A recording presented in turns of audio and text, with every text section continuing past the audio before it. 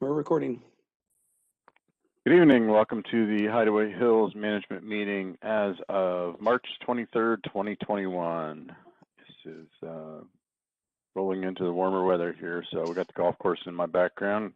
Looking good this year. I don't think we have any invited guests tonight. I don't see anybody logging in. So Jeff, why don't you walk us through the delinquency numbers and any commentary you want to make on that? Okay, very good. So delinquency totals as of February 15th were at 23,386 for the monthly assessments. As of March 15th, 26,945, of which $4,741 was at the 30-day mark. Road delinquencies as of 2/15 were at 2210, and then as of 3/15, and on the agenda, I guess I left that as 2/15.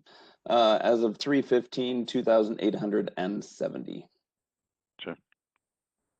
Just a reminder, roads are due June 30th, I believe, your road assessment. Yes. Capital depreciation, dam allocation, and expenses. All right, capital fund total hasn't changed a whole heck of a lot, but 297,335. I think we gained an interest payment since the last report. Depreciation fund total at 293,221, and these are both prior to any transfers that took place today. Dam account total 147,171, of which 101,705 is sitting in the account we can't touch until the very end. And then what we've actually got in checking is 45,466, which will get us through one payment plus about a payment and a half. So we'll end up needing to borrow against that 101,000 come 2 months from now. Okay. What do you know what the remaining balance is? I don't off the top of my head. Gotcha. I had to look it up a couple weeks ago, but I don't remember what it was. At some point, we'll have to start taking funds out of operating money to pay the loan off. Okay, when we get down to 100,000, we'll just borrow 100,000 out of the capital and pay the loan off. Okay. Probably going to be the plan. Very good. Then we'll get our 100,000 back and put it back in the capital. All right, fund transfers. Fund transfers. So made a few big ones today. Penny's very excited that the grand total between 2020 and 2021 still in the red is at 112,000, the lowest she has ever seen it. Yeah. 58,215 is from this year, and then 54,400 is what's left from 2020. The bulk of that is and will continue to be until we get completely in the black depreciation account. We did fund 2 payments of the depreciation account today. So that's not included in the 200,000+ that I mentioned earlier. But right now we are $7,946 this year, low on amenities. But that's next year's money, so not as much of a rush there. Capital fund is 14,929 down for this year. Transfer fees is $250. 33,400 on the depreciation account, and 1,589 on roads. Gotcha. And then last year it's simply amenities at 20,900 short for November and December payments or transfers.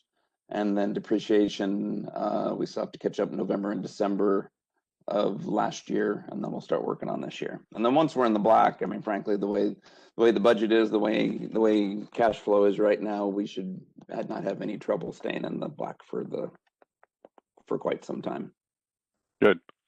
That'll pay that down a slow as we have to start taking money out of operating to cover till we get this damn loan behind us. Yes. So that'll affect that, but it's good to see it actually continue to come down, generating cash. That's a good thing. All right. I can tell we probably haven't paid for the fairway mower yet. No, it's still, we don't pay for it until they've got a delivery date for us. It has been ordered, but as of now, it's sitting on credit. Gotcha. Okay. And they're behind like the rest of the world is because of short staffing and factory closure for a period of time and that kind of thing. Gotcha. We're gonna be able to use the old mowers until that shows up, right? Yeah, they've been holding up okay. Gotcha. Any questions on fund transfers? Nope. No, that's great. Cyber Marty? Nope, no questions. All right. Well, we don't have any requests for expenditures, so let's see. That's really good. Well, we're not spending money. But, one thing on the capital, we do need to start looking at like what type of, we can talk at some point, what type of UTV we want to buy to replace the Suzuki mini truck. You know, Kawasaki Mule is probably going to be one of our best bets. I assume that we really want this to drive on like the path down by the lake, the cart path, stuff like that, where we need a smaller vehicle. I think that was the original intention of that vehicle, not to so much put miles running around the hills on it, because it will wear out tires pretty quickly doing that. But so we ought to start pricing those out, because it could be some lead time also to get one of those. Okay. So you are, Jim, are the ATV UTV expert. We looked at Gator, and that but then we're thinking 4-wheel drive. Always 4-wheel drive in the hills. Okay, close to $30,000, if not a little bit more. So obviously we're going to keep sourcing that, but what other features do we need besides an enclosure? Well, I mean, I think we want to definitely look at the Kawasaki Mules. They're really the workhorse of Kawasaki, and they've had them out forever. Okay. And you know, we want a dump bed, probably a dump bed and a cab on it, and that's probably about the extent of in 4-wheel drive. We don't need anything too powerful. A winch in case it gets stuck. Okay. Which we can add a winch or have that added.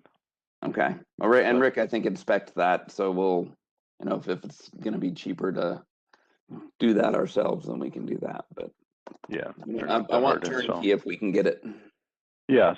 So we can talk more about it at some point. Just the Kawasaki Mule has been out for a long time. It's not the, you know, fanciest thing on the market, but it'll do the job well, and they're pretty reliable. Okay. So. All right. Is that a vendor product? Do we have a connection through a vendor on that? You know, we reached out to him, Steve. I don't recall if Kawasaki was one that we could get through them. That was the vendor pricing for John Deere, but we know they weren't discounting nearly as heavily as Jacobson was. Yeah, that's no bargain. No. Is Polaris worth looking at? It is. Okay. I mean, you know, we can talk to Chris from Iron Pony and maybe even have you and Rick run up there one day and see what they've got and what they can show you. I mean, obviously we need to price this fairly to all dealerships and all sources, and Chris is going to understand that. So, you know, but he'll obviously try to give his best price too. Okay. So, I mean, there's really Honda, the Polaris that makes a UTV. I don't know if they have a cab. Polaris makes a nice unit with a cab, like Steve and Marty's, or Steve's at least, and JJ's. That's right. And then you know, the Kawasaki Mule is really popular down here. Okay. You know, the only nice thing about Iron Pony is they do pick up and deliver here for service. So you got warranty service, they would do that. But there's other dealers around. We need to get competitive pricing. Okay. So there is a lead time to order stuff right now, along with it, you know, like everything. Yeah. Pretty much anything you want right now, you better plan on a lead time. Okay. So. All right.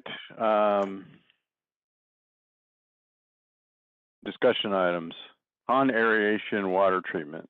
So this is targeting Lake Deerfoot, and there was an email today from Sue Pyle from the Lakes Committee, and I think they're pretty well aligned with our plans. But Steve, you want to talk a little bit more about what we're looking to do at Deerfoot to try to combat the algae and the duckweed? Is it duckweed? Duckweed's our biggest problem. It's going to return to us this year if we don't get something done. So first option I think we need to look at would be to get it treated with a pond dye material.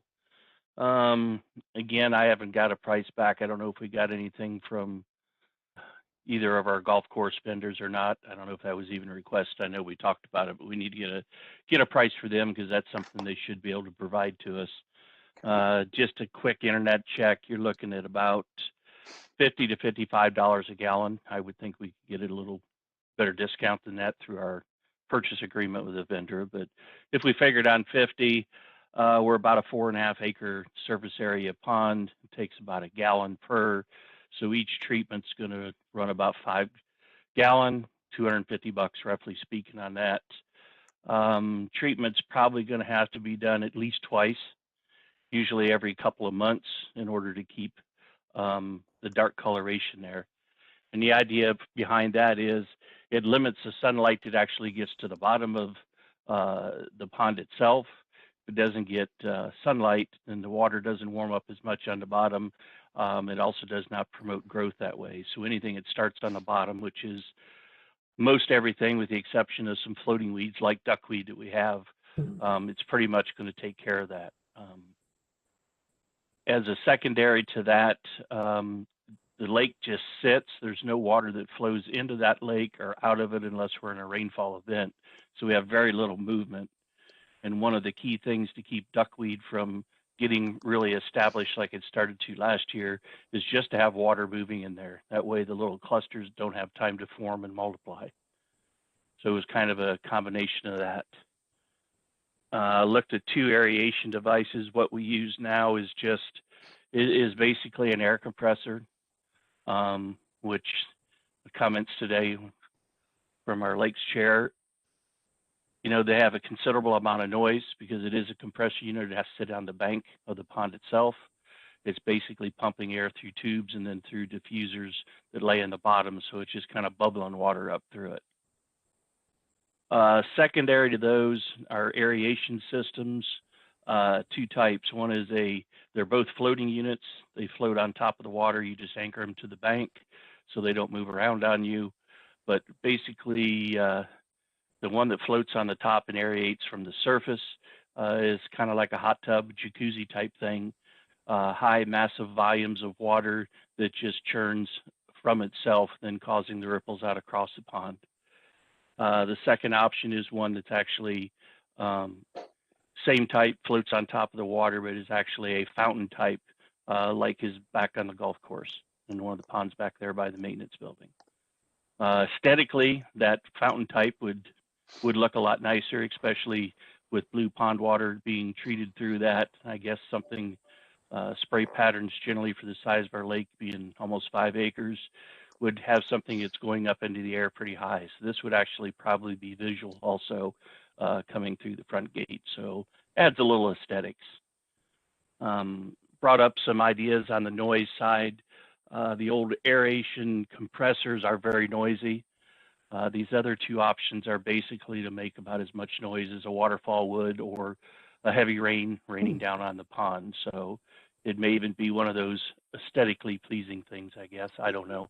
I've never lived beside one, so I can't swear to that. Aeration units, and again, it's going to depend on, I sent Rick a text, and I know he keeps pretty busy, but I just want to check power requirements, what we have down there and available at that pond coming out of the maintenance building. So that's going to depend on what we can do. Generally 5-horse motors, 4 to 5, probably is going to be single phase, but they make some 110s, but they're really not as efficient to run. Both those units are going to run somewhere probably between 5,000 and 6,000. They have stainless steel parts. They're oil bath mineral oil. So if they do leak, it's non-hazardous to the aquatic life in the ponds. But generally about 5,000 to 6,000 for something of that size, because we're, like I say, almost a 5-acre pond there. Gotcha. And the idea is the duckweed is really a problem. So if people, it's kind of what was growing around the edge. If you went across the bridge between the two ponds last year, you saw the green starting out in the lake and then into the little fingers that come up by the bridge itself. The problem with this weed is it spreads really easily. We all know that we have a lot of geese and geese landing on this pond and then taking off and flying to any one of the other lakes is going to carry this. And again, we don't have a lot of movement in any of our lakes. I think if it ever took a hold in the big lake, it would start in the coves and things, but it could become a real problem if we don't keep it in check here now. So that's what I got for now on that. We'll just have to decide what we do. I do suggest way sooner than later, we need to get the pond treated, at least on our first phase here, to get the blue dye into it, because that needs to be before the water starts warming up, and it should be done here pretty quick. So Steve, question on the dye. Rick was asking if we needed an aquatic applicator's license to put that in. It's not really a chemical so much as just a safe dye. Is that accurate? It's a general use product. No, there's no aquatic license needed for it. It's okay. just pond dye. Okay. And it's safe to use. No issues. It's safe to use since the overflow goes into the swamp.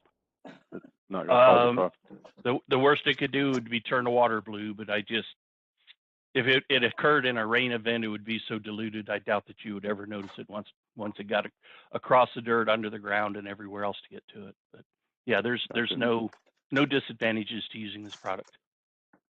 Okay. So do we want to make a motion to buy the bluing product? And what'd you say it was going to cost, Steve? I'm going to say about treatment. No, 500. So 5 gallon, $50 a gallon, depending on the price. So yeah, $250. Couple treatments for that. Just prove up to $500. Let's just go up to $250. $600. Just cover tax and shipping, and then we'll be covered. And then we'll talk about the aerator.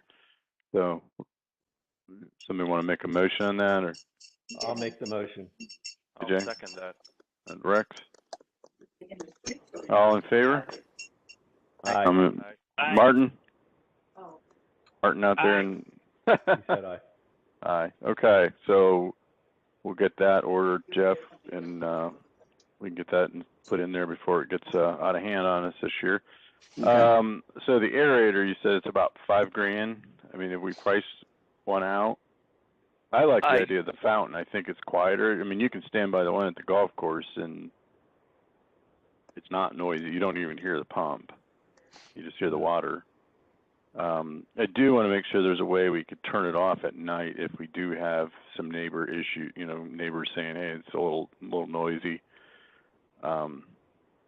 They all come with timer units. And again, there's a lot of options. I mean, if down the road they have LED light kits you can put on them. So if you wanted illuminated at night, it looks pretty neat. But like I say, down the road, when we're flush with cash, we can add something like that. But yeah, timers. So this basically has cabling that runs up to shore, and then there's a control box there. So yeah, you can set it to run 16 hours a day, 12 hours a day. It can start and stop on its own. And I did just get a text from Rick, and we do have 220 out there. I don't know what the amperage is, but the amperage draw is pretty low, but the 220 is out there. So we would have no greater demand for electric than what we have, as I know right now from Rick. I think there is an old aerator out there. I just don't know it's being used. There's 2 aerators out there, and they're just, I think they're well worn, because last summer when we were treating, they were both on, and it was just barely causing a ripple, and not very big one across that big lake. So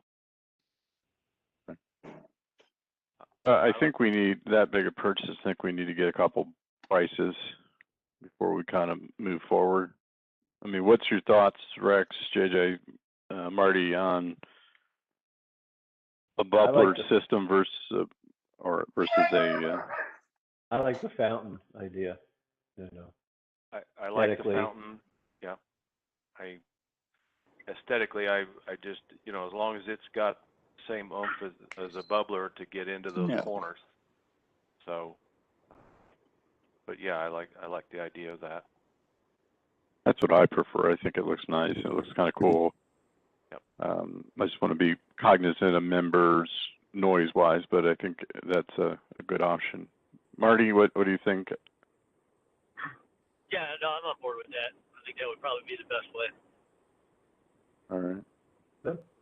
So how do we get Get some prices, pricing. Steve? You got some things you can send to Jeff and we can price this out? Yeah, we can, there's several places, there's probably even local places that cover this stuff. I just did a quick search because I know we wanted information for tonight, and like I say, what I found was all about that same price range, but somebody locally probably could do a little better maybe on this stuff. So we'll have to research and see what we can find maybe in the area. I would think at least in Columbus or somewhere in the state would have these supplies. Okay. Rick might know where we can price this out too. Jeff? Okay. All right. We can get some prices, we can get this approved and get it working on getting it installed. Before with that pond's been an ugly nightmare since I've been here. So it'd be nice at some point to be able to dredge it out, but I don't see that happening anytime soon. The D word, dredging. So, okay. Yep. Any other discussion on that? Just a Hopefully we can get question some. for Steve. What's kind of our drop dead to get that in to keep that duckweed? Is that a pretty warm weather? So do we have till May, or do we need to get it done in April? What do you think? As far as the aeration, we got a little time on that, but the dye, I want to get a price. Yeah. Jeff can check with our suppliers there on the golf course and get this product in. Technically, it's something depending on which we can go pick it up to. Depending on which company Jeff goes to, we can get that stuff pretty quick and get that put into the lake. And we'll just have to put some signs up. So once this blue dye goes in, if somebody would happen to hanker to get in there and swim, which I don't know why they would, but they could come out like a Smurf. Once it's dispersed in the water, you can swim in it and you will not turn blue. But this is really blue stuff. If you get it on your skin, you wear it for a couple weeks. Well, we'll know if anybody's been swimming. I've never seen anybody swim in that lake. Yeah, that's not exactly a good swimming lake. It's only a couple 3 foot deep on average, what Rick said. So. No, I don't see that being an issue, especially this time of year. But so okay, we'll get that bought and we'll get started on that. So Great, thank you, Steve. Problem. All righty, vandalism. All right. Yeah. Let me just say this: it's disgusting that we spend so much time, money, and effort on our amenities, our golf course, our Harkin Park Gate, our Harkin Park that we value, and not only, not even talking about the members who had stuff vandalized for a few people to run around and just tear things up. So it kind of disgusts me what they did. So, Jeff? I agree. It is not a fun topic to talk about, and rather than vandalism, we can just call it criminal activity. So we've got, as I think most of you saw the reports, upwards of 15, 16 reports on vandalism throughout Natchez, at Harkin Park, both the gate just being absolutely destroyed, as well as quite a few ruts up in the what do you call the park itself, near the shelter, and then got one today, same type of thing even at Area 54. Unfortunately, so far I haven't had anybody come forward with any information about that does us any good as far as being able to point a finger or report anything back to the sheriff's department. The sheriff's department is getting involved in this. Several of the members called them, as did security regarding this damage. I guess an appeal to anybody listening, and then I'm going to follow that up with getting everybody's thoughts and sending out an email blast. But if those, especially along Natchez, those members, especially along Natchez, can check their security camera footage, if you have security cameras, from Saturday afternoon until Sunday morning. And if you see anything suspicious, give me a call. It will be treated confidentially, I promise you. But we've got to get something concrete on this in order to be able to really follow up. And at this point, I've got nothing concrete. I would like to put that same kind of appeal in an email blast tomorrow, but again, we'll figure I better get everybody's thoughts on something like that first.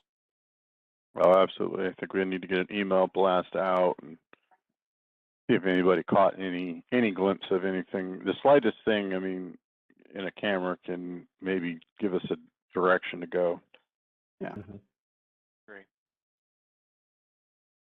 So, you know, we have a couple trail cameras, but you got to know where to put them and when to put them out. So it doesn't really help us to this point. Right. It would be luck at this point. Right. We'd love to have cameras all over the golf course, but that's not going to happen either. So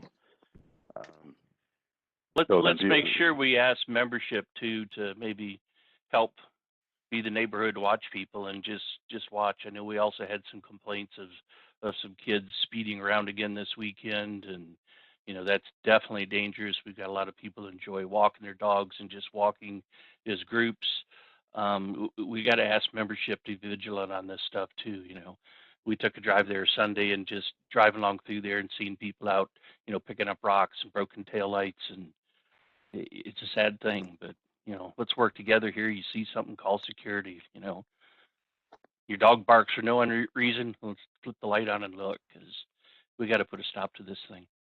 Yeah, I agree. Make- And makes- you know, and makes I us all understand it's sick. not the first time, and I understand that, you know, it's gone on over several years, but I think now is the time. We need to. This is just so egregious, this damage that was done. Drives me nuts. Yeah, this is probably the worst I've seen in 10 years of just like all out, nothing but vandalism to stuff. So we've had little cases here and there, but so. All right, anything else, gents? All right, spring cleanup. Spring cleanup. All right, we have. I haven't received official word, but it's out for an Evote now for the timing to be May 31st to June 4th. I think we've got enough votes to make that happen, but I'm not the counter of votes.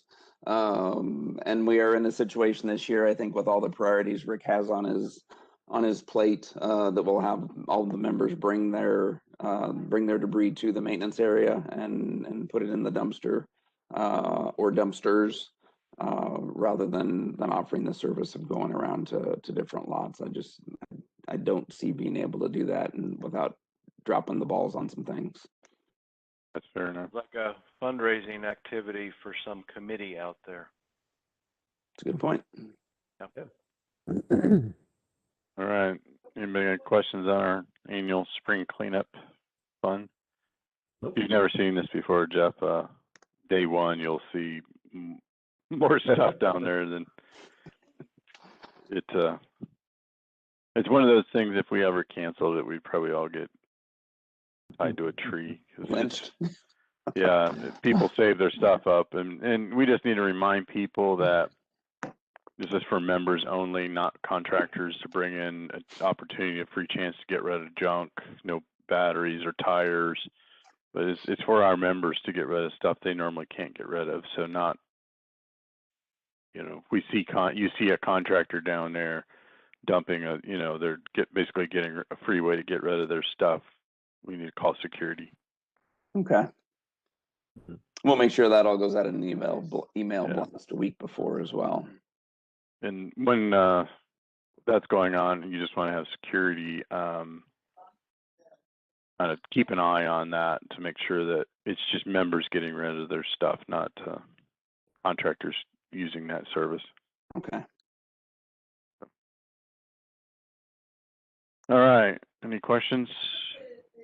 Moving on. RFID Gate Project. All right, so after numerous calls numerous unreturned calls to signature, we are going to be looking elsewhere. We're hoping to use them as a benchmark and then get 2 other bids based on the scope they gave us. But at this point, I haven't heard anything back from them. So Rick tells me they do this every now and again, rather than wait around. You know, if they choose to call me back at some point, great, they can be a 3rd quote. But I think we've got to proceed with finding somebody else to use as a benchmark. Gotcha. Okay. I'll follow up Okay, with so I'll the look group around that- Columbus first, and then we'll go from there. What was that, JJ? I'll follow up with the group that I've talked to, Okay, that used to do the gates at the bridge, so okay, I appreciate that. what they got. Okay. I Yeah. think key thing for the membership to know too, while this will be a pretty good expense, Jim, I don't remember if you remembered, it was what, around 40,000, 35, 40,000. It's probably going to be higher as it was there, but you know, when you look at a situation like this weekend, if we can get this system into where we don't have to have guards at that front gate, and a more reliable system keeping outsiders out, you know, at night we could have 2 out on patrol instead of 1 of them. And you know, with something we had like this weekend, and we have those guys out watching our properties for us instead of sitting there and watching a gate. So this is gonna serve us in more than one way. Yes. Yep. All right. I think it'll be a good thing. Also, we got to keep coming up with ideas on the Ora Hill Gate, whether or not we want to try to switch that over at some point to a breakaway type gate to avoid it getting destroyed. You know, people sliding into it.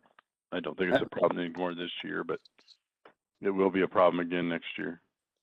Oh, Rick had what I think is a good idea to put immediately behind the sliding gate, to actually keep it in place, but put immediately behind that, as we install this RFID system, a chop gate or one of the up and down arm gates. And then, you know, when there's inclement weather, because those are breakaway and you can score the wood a little bit and it's even more breakaway, leave the metal gate open and just have the chop gate closed. That would at least give us some protection. Yeah. So, I don't think anybody's going to try to break it just to get in, but we have camera on that gate, don't we? We do, yes. At least we could see that, hopefully. So, okay, any questions on RFID gates? No. Move in progress. All right, I did talk to Jerry McKee on Saturday a little bit about the front gate paving project. He thought he was targeting like May to probably do that. You know, he knows it's approved. He's getting it in his schedule, but probably targeting about May. So Okay. I'm sure he'll give you a lot of notice, but we can plan for that. Hey, Jim. Yep. Or maybe Jeff, you might know also, but I mean, when we're looking at that, obviously, if it goes into the weekend or even through the week, I know we're concerned with still maintaining security and not have a gate. So during that process, can we reprogram like the maintenance gate to where the regular openers could work on that? And that way we'd still have security, but people would still be able to get in and out since that front gate will be closed during their work. Instead of having to have the other gate open and having somebody from one of the security guys sitting there and watching people, maybe. Just a thought. I know we talked about it, I think, last month, and I just happened to think about if we could reprogram that for that week or something. Yeah. I don't know without buying parts, but I'd say I'm not sure if it's radio signal now or if it's hardwired for security to open it. There's an intercom there or a buzzer. So, you know, worst came to worst, we could use that or have security hang out Just a thought. for a bit every day. But let me check with Rick tomorrow and see what it would take to reprogram it temporarily. Yeah. I don't know if that gate's on the clickers or not. But see, it's probably going to be what Jerry said was it'll probably be one day to grind that all out up front. So once they grind it out, we can still use it. And then the next day they would assuming weather's good, they would pave the next day, and he could have it paved in all in one day. That's going to be the critical day when they're, that they're paving. He said, realistically, you should be able to drive on it the next day. Or expect even that day, maybe. I don't know how quick the asphalt sets up, but you're muted, Rex. You're muted. Sorry, I unmuted. Yeah, you should be able to get it on that evening, unless they go real late. Just keep heavy trucks off of it for a bit, I would guess. Just got to let it cool down and get to its temp. I mean, okay. Anything. Yeah, I wouldn't want the big food truck coming in that late, but I doubt they deliver in the evening. So the next morning it'd be fine. Okay. And he thought the area down by Eagle Claw, he said most people won't even notice that. They'll grind it out and turn around, just repave it right away, and then you can drive on it. And he said that they can have that done pretty quickly. Yep. Good deal. Good thing we have is everything is rolling traffic. We're not doing any parking areas, and that's what you've got to watch getting torn up. But it's all just rolling through, and nothing's going to hurt it. So. Okay. Good news. Good news. Lodge updates closed. Where's your update? What's that? Lodge update is closed. Oh, closed. There you go. Closed. Our new chef has started. We're certainly on the hourly side of things seeing some staffing challenges. Did have a good cook applicant today, I will say, come in. So we're gonna see about getting her on board. Several server applicants as well. That it's not all of them show up for interviews, unfortunately. And I think with the extension of the unemployment extra payout every week, we were kind of banking on that expiring pretty quick here, but now that's extended through September, if I remember what I heard correctly. So it's going to continue to be a challenge through the summer, I think. So we may need to revisit how extensive a menu is to start off with until we can get staff fully on board and up to speed where we need it, both on the front and back of house sides. And frankly, worst case scenario, we may end up with cafeteria style for a while. Just it'd be more than one item, have several items out on what would typically be a buffet, but actually have us serving it because buffets are still taboo. Sure. Okay, so more to come on that, not for lack of trying, but the applications aren't coming in fast and furious. And the same goes for the Clubhouse, quite frankly. We can visit that in a minute. Payroll Protection Program loan round 4 apparently is now coming out. I forwarded what I had to Jim to make sure that I wasn't misreading anything. Better chance that we'll actually be qualified to get this by the way that it read. There were significant changes on the 501c everything organizations. So the way these work is Congress rolls it out in a hurry, and then the SBA goes and interprets it, and they're the one that administer it. So their guidance is kind of lending us that there's a lot more. There's an opportunity for us to get that. Okay. So I have reached out to our banking consultant, if you will. Was it Park National? Is that the bank? Park National. Okay. Haven't heard back from him yet, but he's tended to be relatively slow in responding, just to get his thoughts on whether we will be eligible for this one.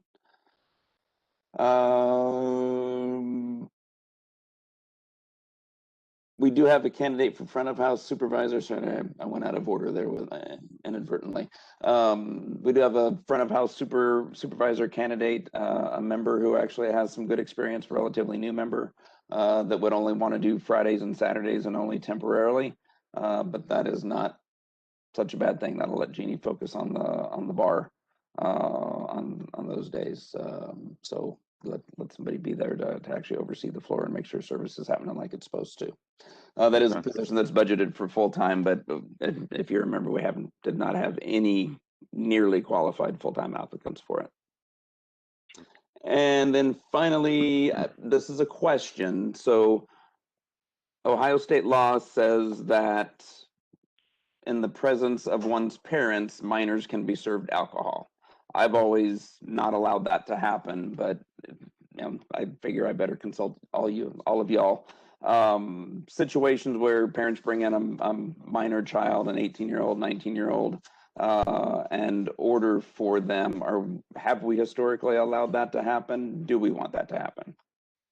We've historically said no. Okay. We just didn't want to broach into that subject, and we've taken the kind of a conservative. I know the law says you can, but we've not allowed it.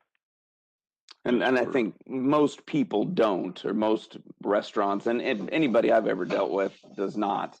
But I just wanted to double check before we called the ball on that. Yeah, we've talked about this a few years ago. It was just said it's not worth it. Now, our Cornmiller bar area has typically been designated 21 and over. Okay. We haven't been enforcing it all that much, but as we get busier, we probably will. It's just an area for adults to kind of be and keep the other area more family friendly. Okay. That has caused issues in the past, but hopefully with having a TV in the lodge, that won't be as big an issue. Someone comes in there, they want to watch the game, they got their kid with them, they can't sit in there. So that has been an issue. So, okay. And then I've ordered a small number of insulating. It's insulating foam, but it actually comes already prefabricated and that kind of thing, and in a couple of different shapes. Some arrived today. We got a little bit more coming on Monday. Just a panel of each to experiment with and see if we can lower the echo in the restaurant and the bar, both. That is not a budgeted item, but we'd talked earlier on about that coming out of the small amount of amenity funds that the food service has. What are your thoughts on that?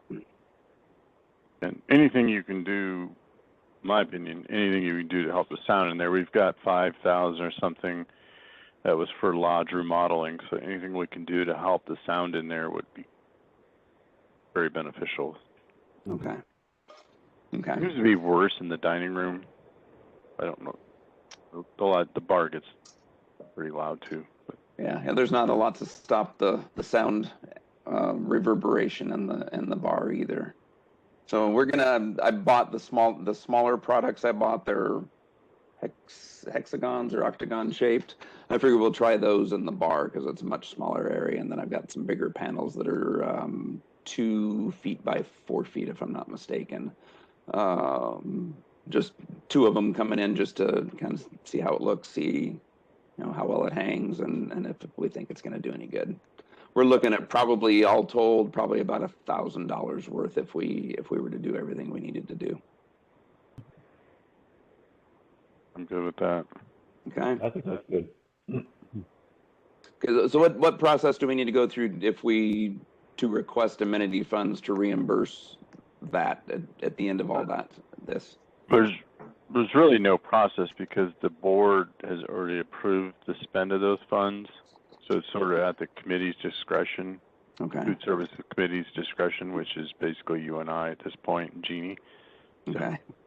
we pretty much have, not open book, but I mean, it has to be what the board approved it for. It was dining room, remodeling, and we did discuss sound deadening. So I think that is well within our parameters to get that ordered and spend. So. Okay. And when it hangs, if it's done right, it looks like decor. So. On the funding, and I don't know if this is a Linda or a Jim, but back with if I remember right, with the deck campaign, when it was decided that we would either refund people's donation or hold it back for lodge purposes, did that not happen? Linda, I'll let you talk to that. It did happen. So people chose to either have a refund or chose to leave their money in, and the money is to be used for the lodge, and that would be lodge remodeling, renovation. Yeah, how much was left over? A little Or over le- 17,000. We do have that too, if we can, And whether it be some seating or something. Okay. Well, and we do have one request, one member that was involved with the smoking committee that asked that I think she had said she had $1,000 in there, that she had left, asked that be dedicated to, if the smoking area out front works, to improving that, once we get through this season. Gotcha. So, hey, Jeff, Yes. I've got a question. I guess it's a little unclear to me. When we reopen on the 15th of April, Mm-hmm. what are the operations going to look like? Is it going to be how many days a week? You know, kind of give us some kind of update on it. How many people do you think you're going to actually have on staff? I know we talked about having a hard time hiring people, but what do we know, and what are we planning for? Well, planning for 5-day-a-week operation, closed Sunday and Monday, 5 to 9 during the week, at least for the kitchen, and then Fridays and Saturdays, 5 to 10 for the kitchen. You know, what we've got budgeted is chef plus 2 cooks and a salad prep person and the pizza person.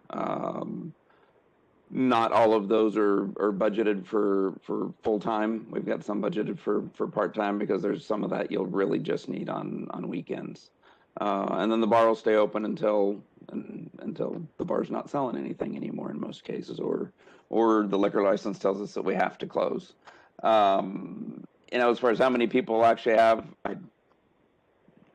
it's anybody's guess right now. I've got a chef that is, and one server that are hired, and then Jeannie, and then this member that I'm talking to on Friday about overseeing the front of house on Fridays and Saturdays. But yeah, other than that, the chef's the only one that's come in so far. We don't have anybody else budgeted until about a week and a half out for training, 2 weeks out for training. So even the people that you hire, you hope that they show up for the first day of work. Yeah. Okay. Well, yeah, just curious, because it didn't sound like we had enough people to staff it 5 days a week. Well, yeah, keeping in mind that Tuesdays, Wednesdays, and Thursdays, everybody expects to be pretty darn slow from what history has told us. We won't need the same level of staffing there. But we do have the pizza person already. This new person coming in would be our salad person. Cindy can help out, she said, but it'll be like one day every other weekend. And then Jeannie doesn't want to work more than every other Saturday once camping season gets here. So that we'll have to fill Saturdays with the bartender as well. Gotcha. Can I still be the guest popcorn maker? Yeah, absolutely. Okay. Absolutely. Should be good after you come in off the lake. Yeah. Yeah. That's why he wants to do it. He'll be hungry. Yeah. Maybe at the ice machine trying to make popcorn.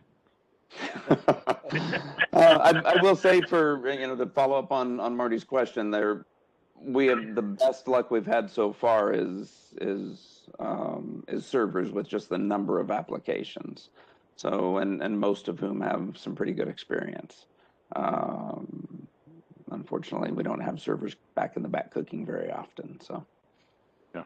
Yeah. I appreciate that. I just wanted to kind of get a better feel for what it was going to look like and what we were doing. So thanks. All right. Any more lodge updates?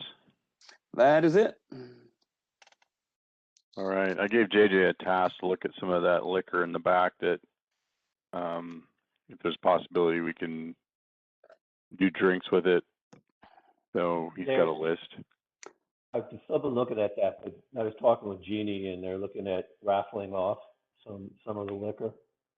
You can do that legally, and we could probably recoup, a lot of the money back that way. But the recipes for some of that stuff are, there's not a whole lot of them per se.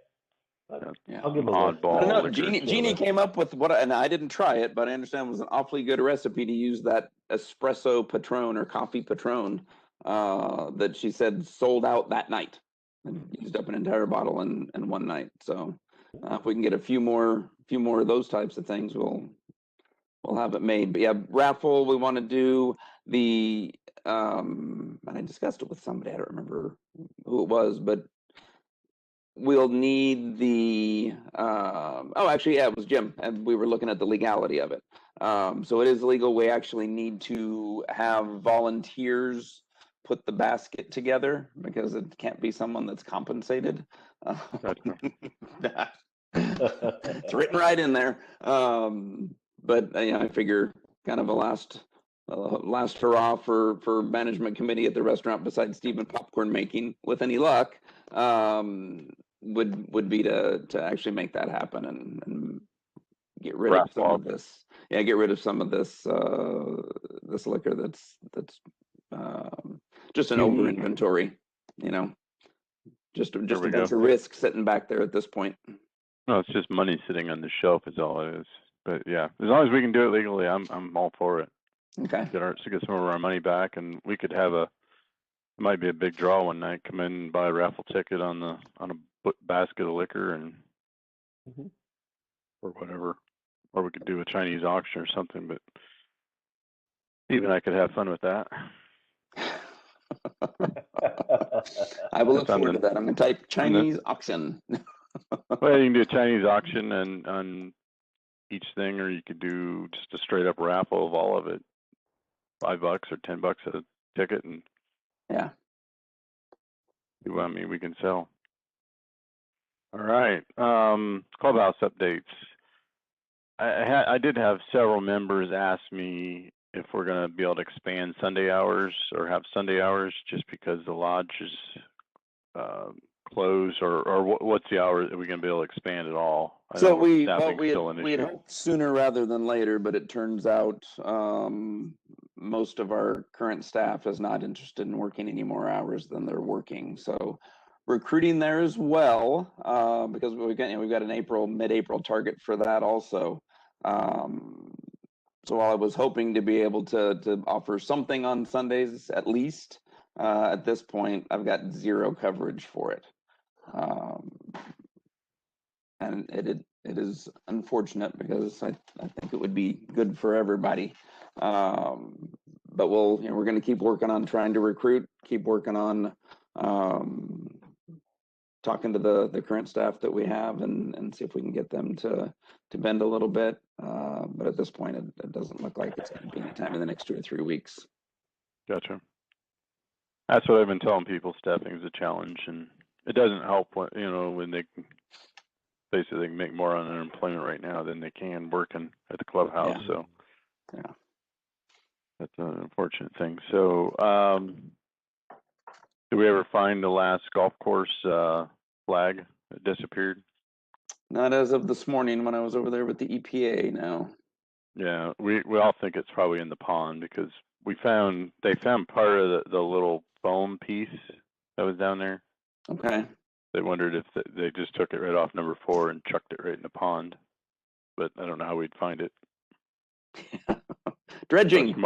Unless Marty wants to go diving. Marty, you want to dive? Sure. I got a snorkel. I'll go do it. At your own risk, I will say that on camera. We'll let you bring a bag of golf balls out of there.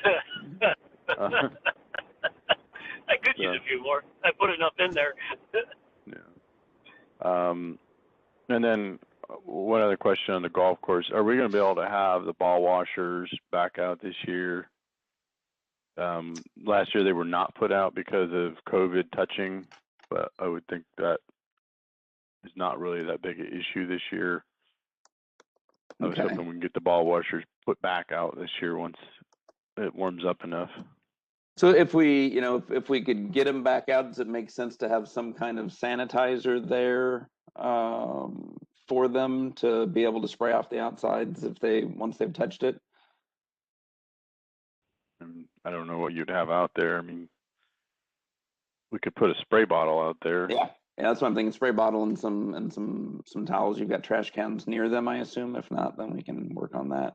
We could come up with a way, so the towels stay dry if it rains, but yeah, and hopefully the sanitizer won't walk away on its own. Well, if so, it'd actually be something that's purchased in bulk and diluted through a dispenser, so the cost isn't as great as if we were buying a bottle ready to use. Yeah.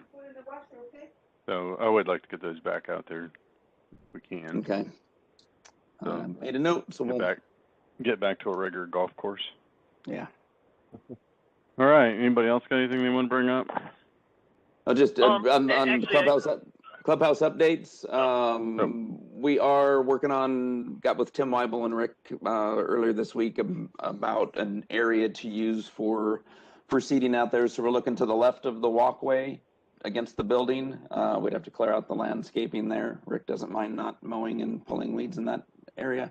And we believe we can fit 2 picnic tables, one of which would be an 8-footer so that it's wheelchair accessible on one end.